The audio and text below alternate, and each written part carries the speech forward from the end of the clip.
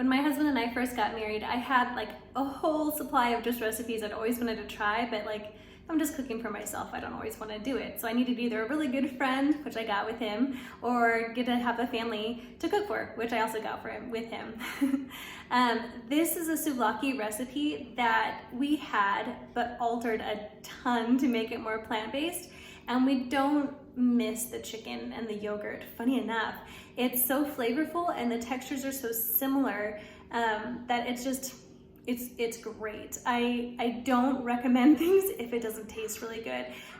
Now, not to say that it tastes like chicken, because it certainly doesn't taste like chicken, but it's extremely enjoyable nonetheless. Try it out.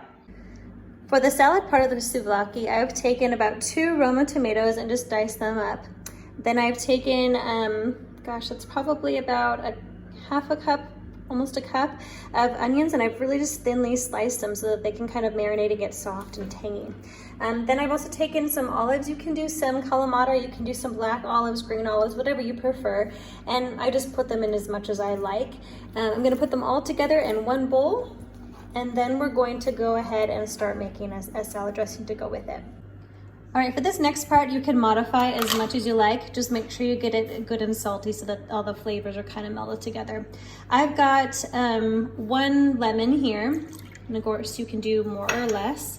I'm going to take a bit of just some thyme herbs and do about half a teaspoon to a teaspoon of thyme. Then I'm going to take some dried oregano. This is just some oregano I hung upside down in my kitchen until it dried out, and you can stick that in there if you like, or fresh is really amazing. So just kind of crumple that in there.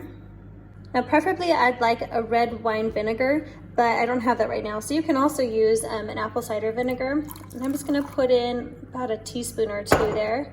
I'm going to do in a fair amount of some olive oil as well. Maybe about a 1/4 cup.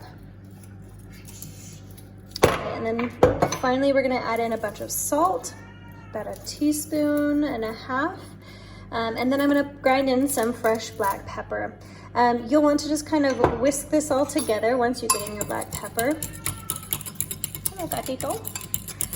And we'll just make sure that we get it kind of together. It doesn't have to make an emulsion or anything, so you don't have to worry about whisking it too much. It's just kind of to blend the flavors. All right, now I've taken my chickpeas that are pretty much thawed out, and I've got together about 3 cups. For our family of 6, that works out really well. Alternatively, just setting them off to the side, you could put them together in this salad bowl, but we like to put them separately just to make sure we get a good quantity of the protein that we know we need.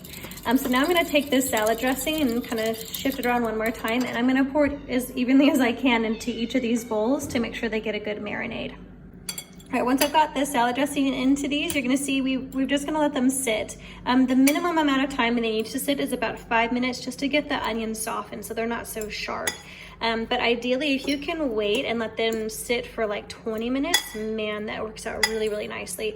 And this makes for really great leftovers too. All right, I've taken about a cup of raw cashews and I've added enough water to just cover the top of it like this, just to get some movement around in the container. And then I'm going to give it a whirl here in my food processor, my blender. So transformer on with the device, and here we go. All right, we've got the cashew cream sauce ready now. I gotta say, when I was first researching a lot of plant-based recipes, it seemed like this was like a substitute for everything, like cheese, cream, yogurt, and I was like, really? For all of that? But it's so legit, you guys. It's amazing. It's like a really good substitute. All right, what I'm doing now is I'm adding in some chopped in cucumbers. You can do Persian or English or any other type of cucumber, but if you don't do Persian or English, make sure you take out the seeds. This is an English cucumber, and you can see the seeds are really small and soft. I like a tzatziki sauce, nice and cucumbery and chunky, so I do a lot.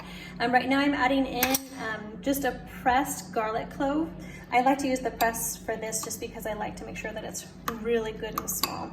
Next I'm going to add in about a pinch of some salt. It's probably about 1/2 teaspoon. Taste for salt to make sure that it's plenty salty.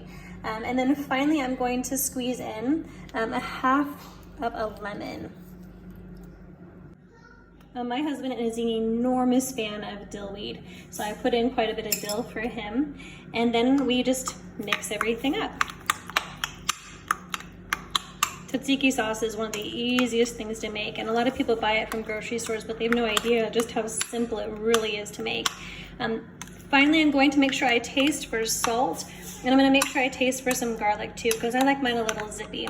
But this is just the basics of a tzatziki sauce. If you don't like large chunks like this for cucumbers, you can grate your cucumber, and that creates a little bit smoother of a texture too.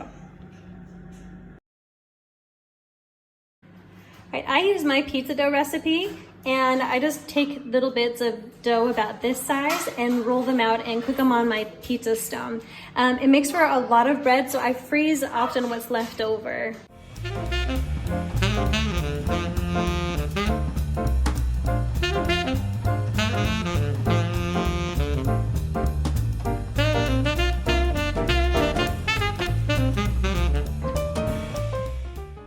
You'll know your bread's about done when it starts looking puffy like this. I just take mine and kind of just switch them around. I like to have some dots on the back.